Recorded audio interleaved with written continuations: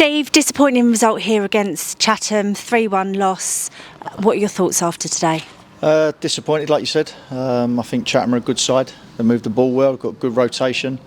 We went a bit positive today against them, and I thought for large parts it worked. Wasn't happy. Listen, we got a mark better in the box, but wasn't happy with the referee when he told Marv to come off for he had blood. Before they took the throw, we called the linesman, the ref, to get him back on the pitch because he's our centre half in the middle of the box. And the ref said to us after the game, or at half time should I say, that by the time I looked back they'd already taken the throw. But he's the man in charge, so he's got to basically deal with it. He's made his decision, but we've got to do better in the box. We've got to be better in our box to defend that, even though we're one man down. Second goal, first contact not good enough, but a great strike from the lad, top corner. And then we get ourselves back into it and then shoot ourselves in the foot again by, rather than giving a simple ball to someone, we try and hit a worldie, gets intercepted, they slip it and they score another good goal. But I felt second half, they had a scramble in the box, and the goal, I felt a couple of other incidents that they had, but I felt that we were sort of like on the front foot. But we stopped, when we got 2-1, we stopped doing what we was doing most of the day, and it's cost us. How difficult is it to, especially in a midweek game, come up against a full-time side? Yeah, listen, they're good, they're fit, they've got good movement. They can work on stuff in the day and bits and pieces, but today I thought that our mistakes of not going tight, and the geezer hit a worldie in the top corner, and then our mistake in the second half at 2-1 down has cost us getting back into the game. So they're going to be there or thereabouts, and rightly so. And like I said last time on Saturday, that they just missed out on the playoffs last year after a great run. They had a bit of a bad start, like we're having, and then they kicked into gear and they've done really well, and only just missed out on the playoffs last year. And they were second against Hornchurch the year before. So they're a team that are looking to go places, like us. They've got a fantastic stadium, and they've got a good group of players, and they do really well. But I'm looking more on us now, which we've won 2 and lost 5 out of 7. Is it the end of the world? No. Are we disappointed with our start? Yes. We've got another, how many more games? We've got 31 games to go or something like that. So still loads of football. But the bottom line we've got to do is we've just got to make sure that we're stopping these mistakes that we're making. And if we can do that, like I say, we've got the firepower there to go and score goals. I think we've scored 12 in 7 games, which ain't a bad return. It's almost two a game. But defensively, and that's not just the defence; it's all over the pitch. We've conceded 14 in 7 games. So that's 2 a game.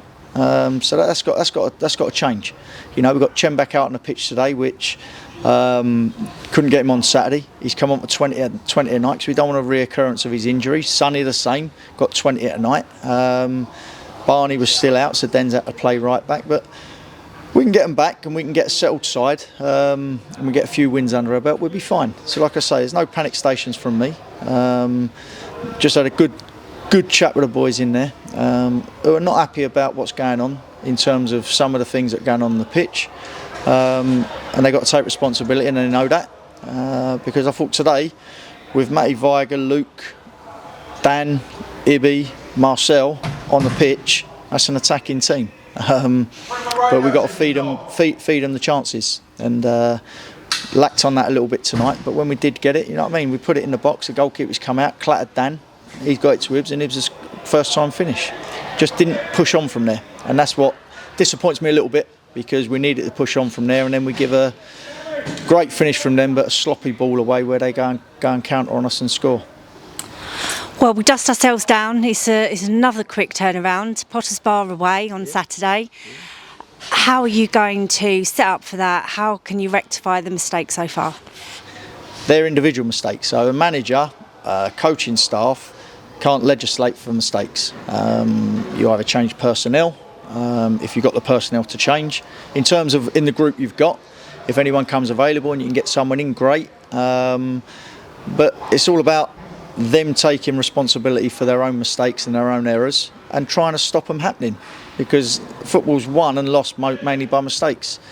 You look at a couple of mistakes by Man United against Man City the weekend, and I'm going off tangent here, but that's elite level and they make mistakes. but they don't make as many. That's why they're playing at that level. We've got to stop making the mistakes we're making and do it very quickly if we want to win games of football. But we're on a how can I say it, a bad period at the minute at this club. Since I've been here, me as a manager and the staff and the players we've always had a everything go our way, if you like, and now we're finding the tough side of it. And what I've got to do, and I've been in it before, and I've said in an interview before, I've now got to roll my sleeves up. The staff have, the players have, mainly because they go over the white line.